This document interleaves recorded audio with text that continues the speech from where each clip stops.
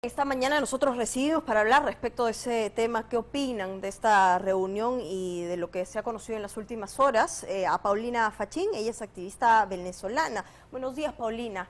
Ya en la última oportunidad que tuvimos aquí de conversar, hablábamos del temor que ustedes tenían respecto de la postura peruana sobre la dictadura de Maduro, y eso era solo en campaña. Ahora el gobierno de Pedro Castillo es una realidad.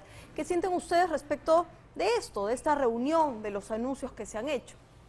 Buenos días a todos los que nos ven y nos escuchan, y gracias por la invitación y gracias por querer escuchar a la comunidad venezolana, porque también es importante. Para nosotros es una gran preocupación que tan solo la semana pasada la doctora Bachelet, frente a la comisión, que está frente a la es comisionada de Derechos Humanos ante Naciones Unidas, ha ratificado que en Venezuela hay una crisis humanitaria, que hay una violación sistemática de derechos humanos, que hay presos políticos y que a estos presos políticos y a los perseguidos políticos incluso se les está aplicando prácticas nazis. Entonces, definitivamente, y creo que nadie tiene duda, ni en el continente ni en el mundo, que Nicolás Maduro es un dictador represor de su pueblo. Y preocupa e indigna, y tengo que decirlo como activista de derechos humanos y como venezolana, ver cómo se da en la misma mesa sentados en la CELAC el día sábado, todos los presidentes aplaudiendo a Nicolás Maduro, salvo 3 o 4 presidentes de la región que por el contrario dijeron que no reconocían a Nicolás Maduro y presentaron una postura firme frente a la violación de derechos humanos en mi país. Ahora, tú has descrito perfectamente lo que está sucediendo en Venezuela, entonces llama mucho la atención que este señor diga que van a ver la manera de hacer una vuelta a la patria. ¿A qué patria van a regresar los venezolanos? ¿Qué garantías hay de que no van a haber todos estos hechos irregulares y delitos que se están cometiendo en contra de los derechos humanos contra sus propios compatriotas? La realidad es que hoy somos más de 6 millones de venezolanos los que hemos tenido que emigrar o refugiarnos en países. En el Perú es el segundo país que tiene mayor cantidad de venezolanos, 1.200.000, y Lima es la primera ciudad con mayor cantidad de venezolanos en el exterior.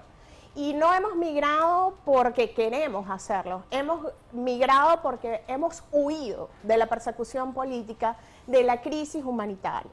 Sin embargo, hay que ser sinceros y objetivos. Hay venezolanos que quieren retornar a casa y enhorabuena que retornen. Y hay venezolanos que en Perú no han logrado una residencia migratoria correcta porque no han podido cumplir con la normativa peruana, no tienen opciones de pagar las multas a las cuales han tenido o se han generado en todo este tiempo.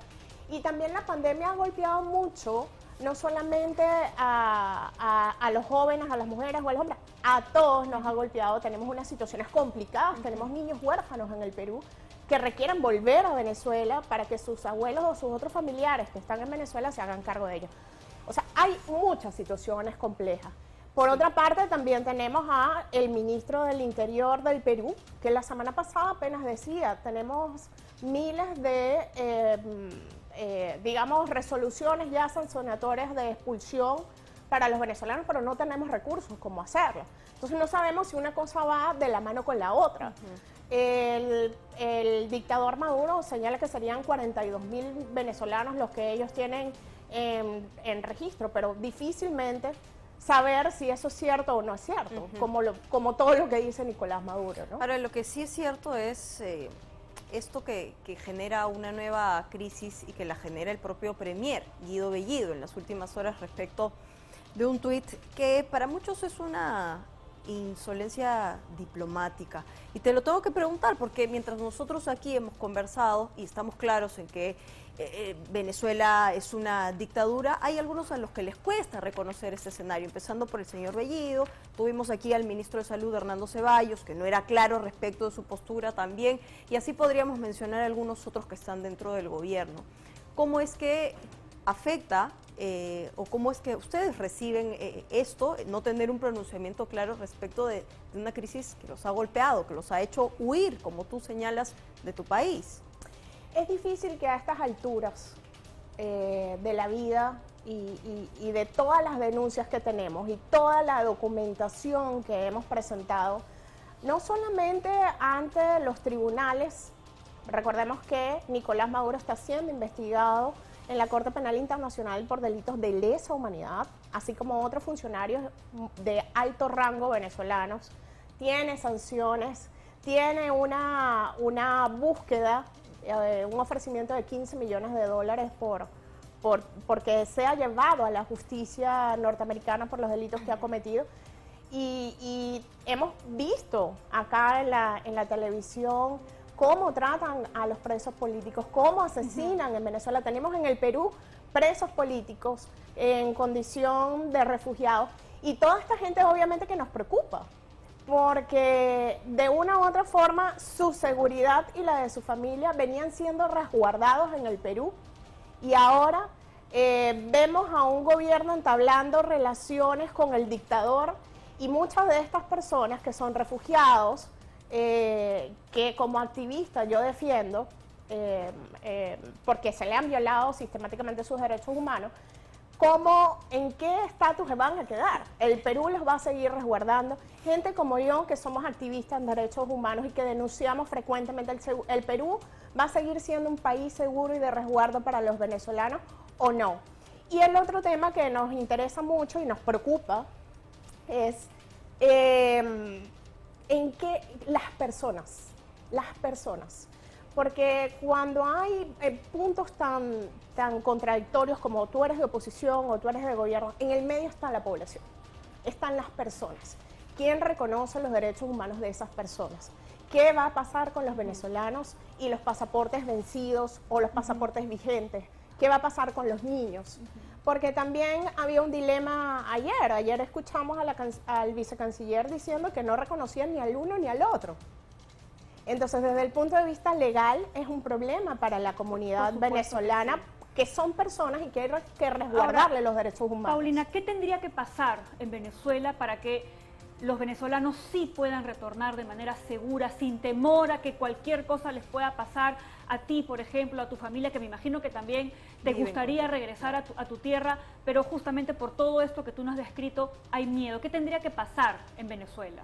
Somos millones de venezolanos los que añoramos regresar a casa.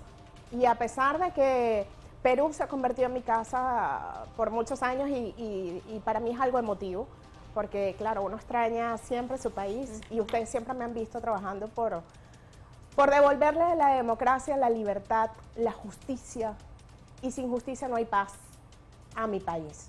En Venezuela tiene que haber unas elecciones democráticas, que es lo que siempre hemos querido, donde se le permita la participación a todos los venezolanos, no solamente para elegir, sino para ser elegidos, y que haya un vuelco de 180 grados y Venezuela vuelva a ser un país democrático, donde se respete la Constitución, donde los medios de comunicación tengan libertad de expresión, donde los venezolanos puedan expresarse, no solamente en las ánforas, sino en la calle. Los venezolanos hoy en día tienen temor. Sin represión.